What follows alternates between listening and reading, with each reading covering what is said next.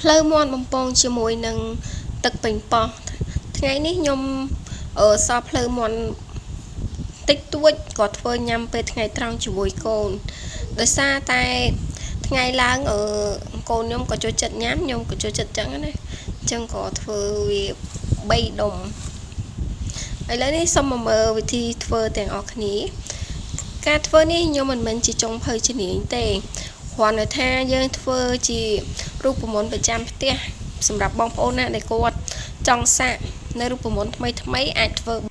បាននៅក្នុងវីដេអូដែលបងប្អូនឥឡូវនេះសូមមកមើលអំពីរបៀបធ្វើទាំងអស់គ្នាផ្លូវមាន់ដែលខ្ញុំទិញមកវិសានេះគឺវាមាន3កាផ្លូវតែខ្ញុំប្រឡាក់ទុកខ្លះហើយក៏យកខ្លះមកបំពងជាដំបូងខ្ញុំយកផ្លូវមាន់យកមកកាប់1ជា2ដោយសារតែវាមានទំហំធំដែរអញ្ចឹងខ្ញុំក៏កាត់វាជា2កំណាត់ហើយយកវាមកបំពងតែ3ដុំតែប៉ុណ្ណោះដោយសារតែធ្វើញ៉ាំលេងជាមួយកូននៅពេលថ្ងៃត្រង់ហើយសម្រាប់គ្រឿងផ្សំគឺអត់មានអីច្រើនទេយើងប្រឡាក់ជាមួយនឹងរ៉ូឌីតិចម្រេចបន្តិចហើយលួចស្ករបន្តិចហើយសម្រាប់រសជាតិវិញគឺបងប្អូនអាចដាក់តាមចំណង់ចំណូលចិត្តបានដោយសារតែខ្ញុំញ៉ាំជាមួយនឹងទឹកប៉េងប៉ោះជ្រលក់ផ្លូវមាន់ហ្នឹងអញ្ចឹងខ្ញុំអត់ដាក់រសជាតិវារៀងដិតទេខ្ញុំដាក់លួចគ្រឿងតិចតែប៉ុណ្ណោះ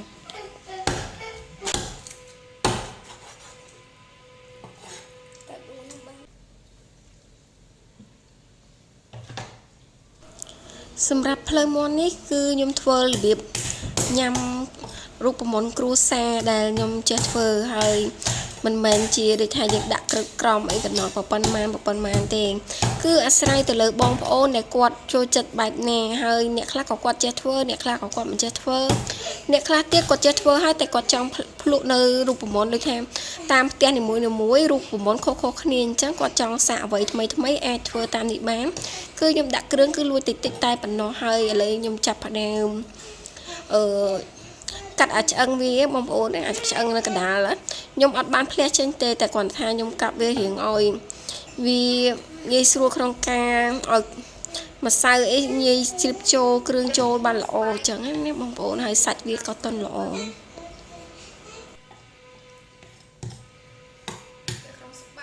សម្រាប់ផ្នែកខាងក្រៅគឺខ្ញុំអត់វះទេដើម្បីរក្សាស្បែកឲ្យនៅស្អាតល្អខ្ញុំវះតែផ្នែកខាងក្នុងនៃសាច់បងប្អូនដើម្បីឲ្យវាសាច់រាងទន់និងងាយជ្រាបចូលគ្រឿងល្អថ្ងៃនេះខ្ញុំធ្វើពីអ្នកកូនខ្ញុំគេមកជួយភាគច្រើនគឺពេលធ្វើម្ហូបគាត់មកជួយគាត់ចូលចិត្តមើលហើយក៏គាត់ជួយហុចនេះហុចនោះ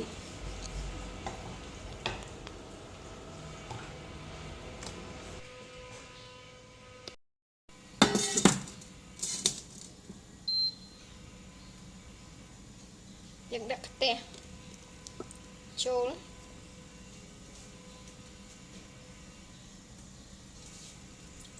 សាក់ទឹកតិចបានទឹកអីហ្នឹងចាទឹកសំតាខំកាបានហ្នឹងអត់គាត់បុកក្លាយក្បាលកាយគាត់ក្លាយគេ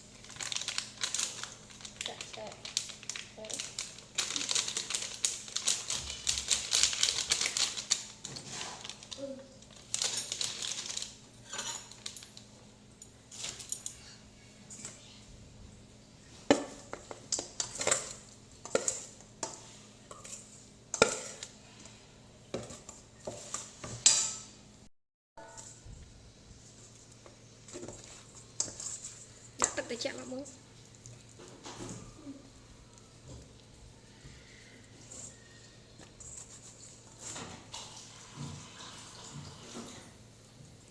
đặng sao về quanh trong lắm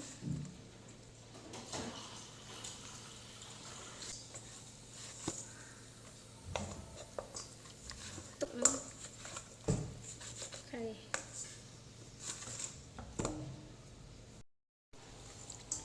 Okay. Chà.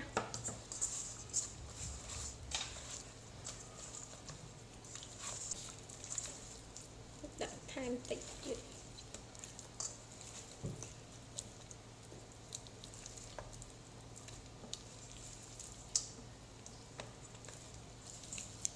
sao thìយើងស្ងោរវាបន្តិចហើយ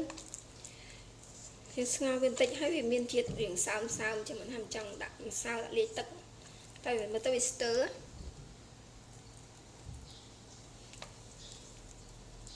អូខេរួចរាល់ទេ